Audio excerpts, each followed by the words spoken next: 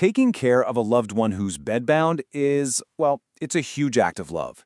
But let's be real, it can be really, really challenging. So today, we're going to focus on one of the toughest parts, personal hygiene. Let's walk through this together. This is all about giving you a practical guide so you can provide that compassionate care with a little more confidence. And this quote from Dr. Jane Smith really hits the nail on the head, doesn't it? We're not just talking about soap and water. We're talking about something fundamental to their health, their comfort, and maybe most importantly, their dignity. This is preventative care at its most personal. And look, we have to acknowledge this right up front. If you found this part of caregiving hard, you are absolutely not alone. It's physically demanding, it's emotionally demanding, and that's exactly why we're here, to try and make it feel just a little more manageable. Yeah, it's so important to see this as more than just another chore on the to-do list. A consistent hygiene routine is really the foundation for a person's well-being when they're stuck in bed. I mean, think about it. Just feeling fresh and clean can totally change the outlook of their entire day. Okay, so now let's get into the nitty-gritty, the practical stuff. We're going to break down all the key daily routines step by step, from bathing to hair care. Everything you need to feel prepared.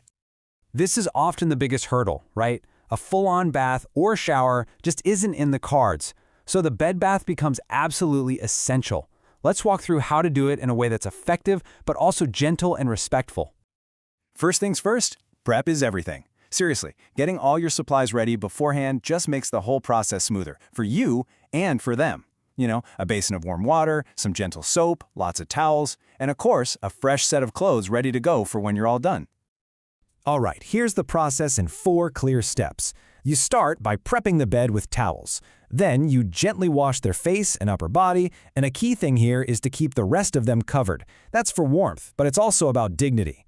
For step 3, you have to be really thorough, especially in skin folds. Moisture can get trapped there, so making sure those areas are completely dry is critical. And finally, you moisturize and get them into those fresh clothes. And let's just pause on this for a second because this is so crucial. Think of dry, cracked skin as an open door for infection. So using a good, gentle moisturizer isn't just about comfort, it's a vital shield. It's protecting their skin's natural barrier. It's a must-do. Now, washing hair in bed, I know, it sounds like it could be a total mess, right? But it is completely doable. The secret weapon here? Spray bottles. Seriously. One with warm soapy water, and a separate one with clean water for rinsing. It gives you so much more control and cuts down on the mess. It's a simple little hack, but it is a game changer. Okay, beyond the big stuff like bathing, these little daily details are just as important. Keeping their nails trimmed is huge. It prevents them from accidentally scratching themselves and helps keep bacteria from building up. And oral health? Wow, that's critical. It's not just about preventing cavities. Poor oral hygiene can actually lead to bigger problems like respiratory infections. All right, now we're going to zoom out a little bit. We've talked about personal care, but let's talk about their space. The room they're in has a direct, powerful impact on their health and their mood. And this comparison just makes it so clear why bedding needs constant attention. When you're in bed 24/7, everything, sweat, skin cells, crumbs, it all builds up so much faster. So while once a week might be fine for most of us, they're going to need much more frequent changes to stay clean and comfortable. And beyond the bed, you got to look for these other hidden risks in the room. Dust can make it harder to breathe, leftover food, well, that's just an open invitation for pests, and clutter. That can really have a negative effect on someone's mental state. A clean, organized room just feels better. It feels healthier.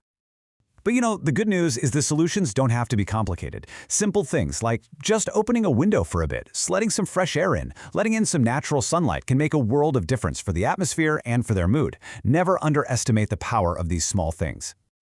So when you bring all these pieces together, you start to see the bigger picture. We've been talking about a lot of tips and routines, but this is about so much more than just tasks. At its heart, this is all about care, comfort, and most of all, connection.